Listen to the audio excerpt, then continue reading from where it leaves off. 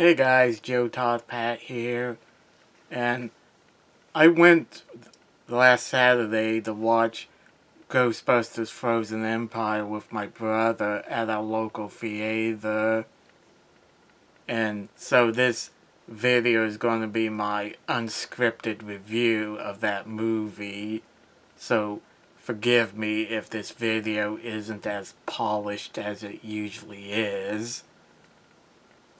In fact, I went to the theater wearing this hat.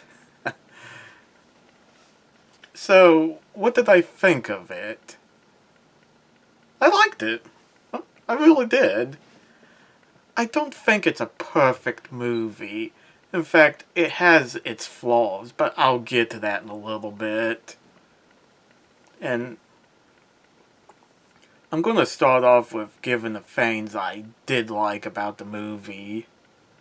Okay, so the general plot is that the Spengler family is now living in New York City, staying at the old firehouse, which I really liked, by the way, and Phoebe is being sidelined because of her age, being that she's only like 15 or whatever her age is in the movie. I believe it was 15. And she really hates that because she really is good at busting ghosts. I love how they recreated the part where she's at the sidecar of the new Ecto busting that sewer dragon. I really love the design of the sewer dragon, and like Mr. Gruberson or Gary is now like more or less her stepdad, though I don't believe he married Phoebe's mom, Callie Spengler, that is. And they want her to just act like a typical teen, and she befriends like a ghost named Melody, who is working for the big bad in this movie, the Garaka. Did I say that right? Yeah, Garaka, who has a really cool design. And I do generally like this plot. And I like how Winston and Ray are more involved with the story. That you get to see like Ray and Podcast interact more where they're doing their video series, and I loved how Podcast would take a mallet and smash a ghost artifact that didn't work. That totally seems like something a person would do. And I love seeing Ray's Occult Bookstore. That was really nice. And I loved the beginning where they acknowledged the Statue of Liberty walk-in. They actually showed footage of it. So everyone who says that Afterlife erased Ghostbusters 2, there's proof that Ghostbusters 2 happened. In fact, I always thought it was ridiculous how people thought Afterlife erased Ghostbusters 2 because Ray has his occult bookstore. That is such an obvious reference to Ghostbusters 2. And the movie even had little Easter eggs, I'm talking about Afterlife, where you see the Mood Slime and the Gargamel in Egon's lab, which it's so stupid some people think that Ghostbusters 2 didn't exist. And it clearly does. And this movie goes a step further to acknowledge that it's still canon. In fact, they even brought the Mood Slime to like a secret laboratory that Winston established. And I love how Winston is now like in charge of Ghostbusters, that he's like very wealthy and he has his own team of engineers. And I also like the idea that the containment unit is getting overcrowded, and Winston has his engineers design a new containment unit based off of Egon Spengler's design. Yeah, I love how they incorporated Egon into this movie without actually bringing his ghost back. Because I felt like Afterlife did a good job at closing his story. And I love how you feel Egon's presence, but his ghost is not making an appearance, which I'm grateful for. And, oh yeah, I also liked how they had a toy commercial at the beginning, showing the real Ghostbusters toys. That was a lot of fun. And I also loved how they incorporated Walter Peck, where he's now the mayor. I mean, I love how he's the mayor and he hates the Ghostbusters. He still hates them, but in the end, he more or less has to endorse them because they're really popular with the public. I love how they put him in a bind that way, and I even loved how one of the people in the crowd at the end called him Dickless. That was such a nice nod to the first movie. And for those of you who've complained about Afterlife being too member-berry heavy, this movie keeps it light on the member-berries. Because outside of, like, the Statue of Liberty, the toy commercial, and the reference to, like, the library ghost, and what else? And that's pretty much it. Like,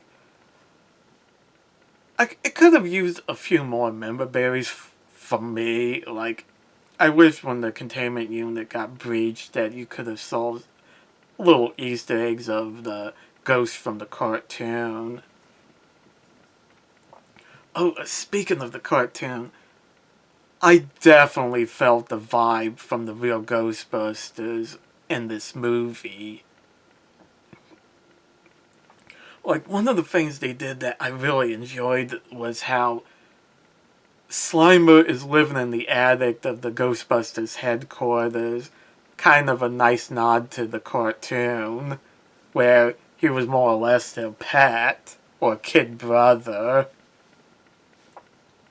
And Trevor spends his entire time trying to bust Slimer, but Slimer always eludes him and even slimes him.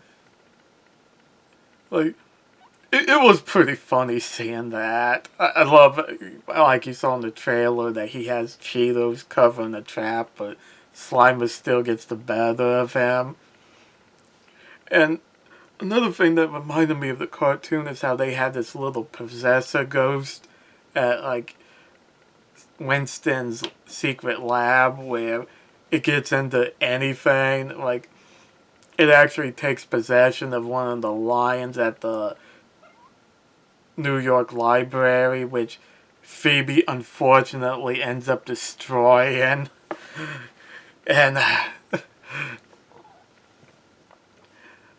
and she gets in big trouble. Like, I love the scene where she was brought before the mayor and he says to her, you can either do this the easy way or the hard way. And it cuts to where Phoebe is in handcuffs. It felt like something Egon would have done. Like in the first movie where Egon is furious with Peck for lying about how it was all their fault that the containment unit exploded, and he's yelling your mother, and he goes to beat the crap out of Peck. It's like, yeah, Phoebe is totally Egon's granddaughter. And anyway, but for the possessor ghost, it actually possessed a garbage bag, and the way it moved kind of reminded me of the cartoon. And it also possessed a pizza. And what I loved is how Slimer came and ate the possessed pizza. That I adore moments like that. And I also like how, like, Ray really wants to be in the field busting Ghost.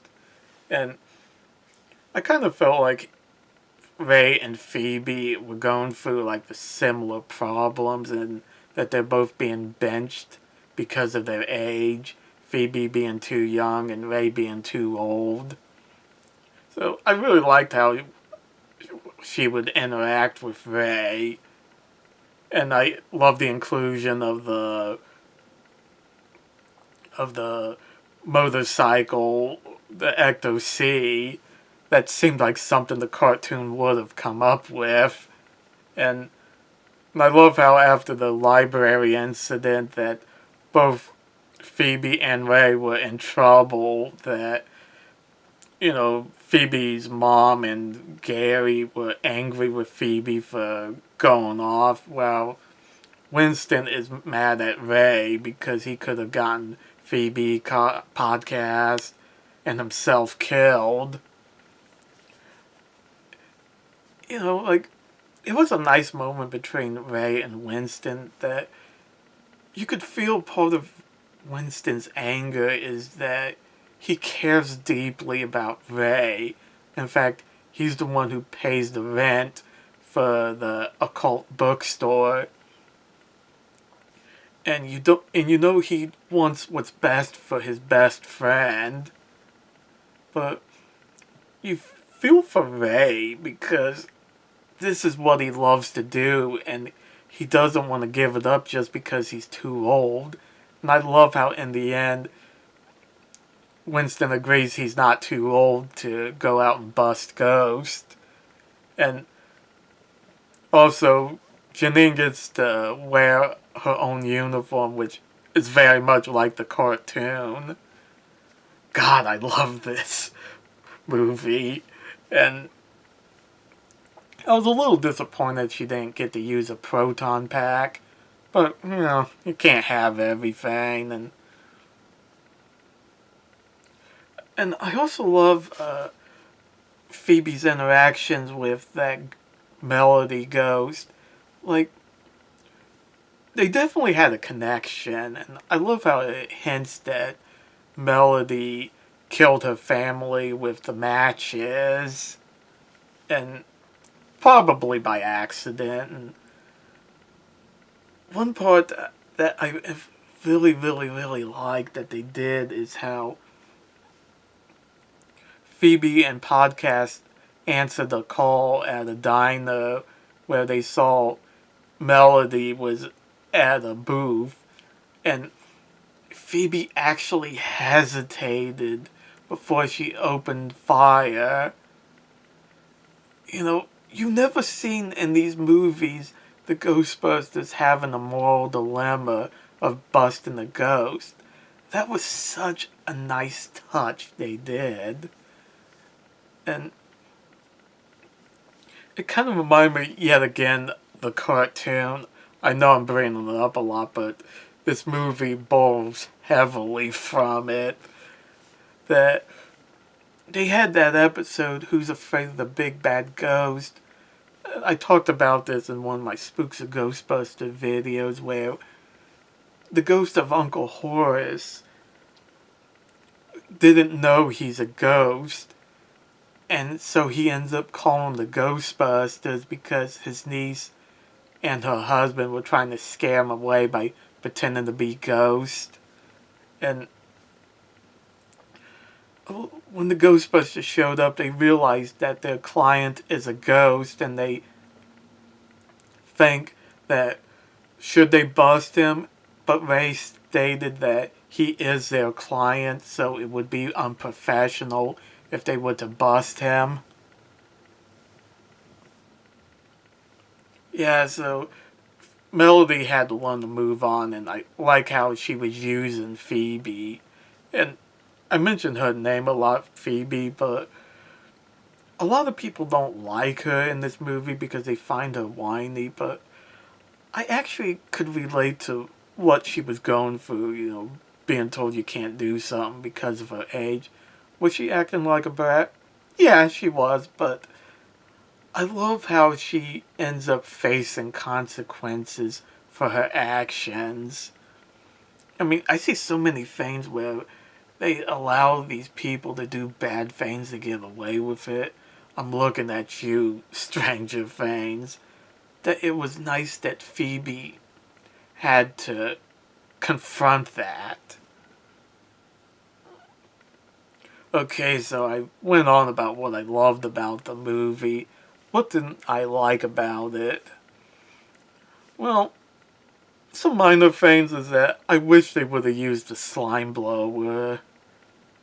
Yeah, I kept seeing videos pop up of them testing slime blowers. So I was like, oh my god, they're going to use them. And I was so excited when the mood slime came. But you never get to see the slime blower. Like, I guess it wasn't necessary, but I really wish we could have sold them. And probably the biggest complaint I have, and everybody else complains about this, even people who love the movie like I did, there were way too many characters. Like, Lucky added enough into this movie. Same way with Afterlife, but I take that back. In Afterlife, at least she took Trevor to that mine where Shandor was. Like, so she kind of contribute in that way, though she still could have been deleted from Afterlife. But at least she did something. Here, she just felt like she was here to be here. I don't hate Lucky, but she's not one of my favorite characters because she just doesn't do anything. I also wasn't a big fan of the guy who can control the fire. I love the fact that he brought the orb to Ray, but I wish he didn't have supernatural powers.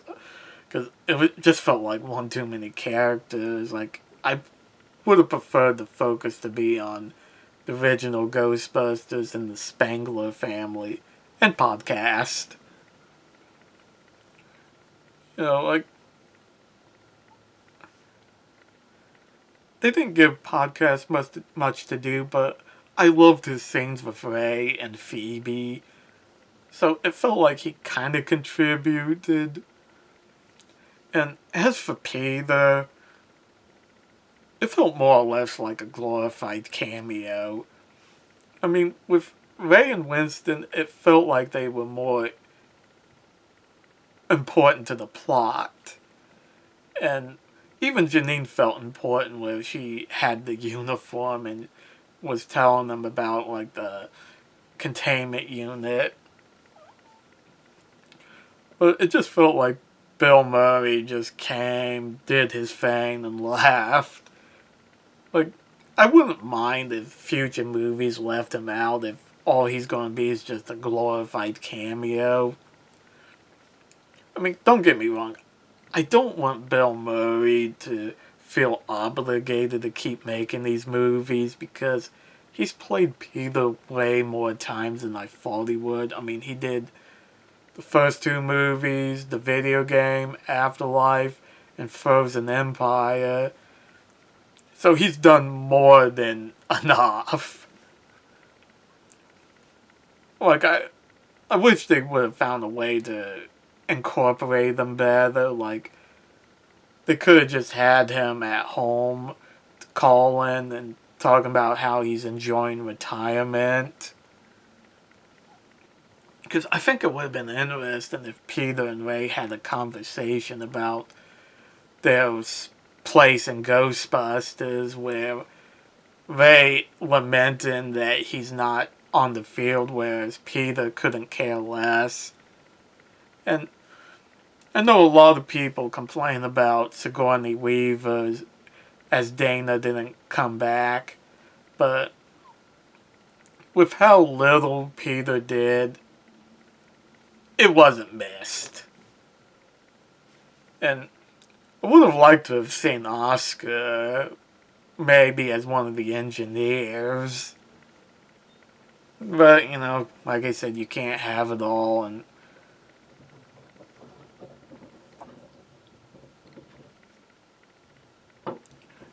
I also think it was a missed opportunity for this movie to have Ray and Phoebe connect a little more. Like, the scene where she went and set up a chess set and thus meeting Melody that way.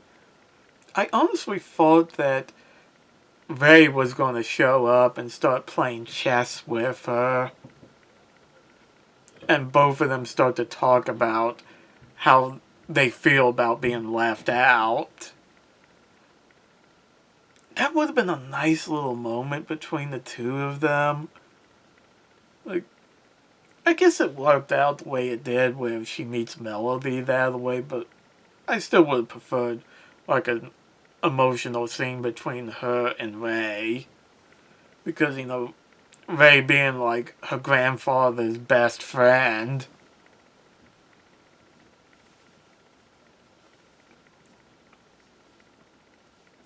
And I liked Gavaka's design, and I love the idea that they have the frozen empire where freezing people to death. I kind of felt like they could have incorporated them in the story a little more. The same way they did with Vigo and Ghostbusters 2. I mean, it's fine as it is. I just would have liked to have seen a little more of him. And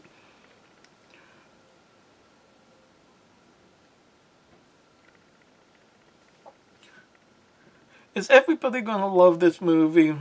Definitely not. I don't think it's a perfect movie. I know some people are like, all you Ghostbusters fans would eat up any slop they serve you. That's not the case, because I did not like the 2016 movie. I hated that movie to pieces. And, well, I admit that both Afterlife and Frozen Empire have their faults. They feel sincere to me. Like, Afterlife was a nice send-off to Egon Spangler after the death of Harold Ramis. And Frozen Empire feels like a nice setup to something bigger. Like, Frozen Empire was not a perfect movie, but as a Ghostbusters fan all my life, it was fun. It was probably the most perfect Ghostbusters 4 we could have gotten, considering the circumstances. I don't think this movie is going to break any box office records. I'm under no delusion that would happen, but I think it will do decent enough. And one thing I'm looking forward to especially is the new animated series that Gil Kennan, I believe that's his name, the director of this movie,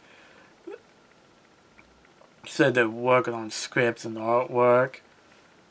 For the animated series, I hope it focuses on the OG team, Peter, Ray, Egon, and Winston, and I would have it set in the 90s, watching them bust ghosts, maybe lead them up to the events of Afterlife, or it can be a non-canon cartoon, just seeing the Ghostbusters do what they do best, bust ghosts.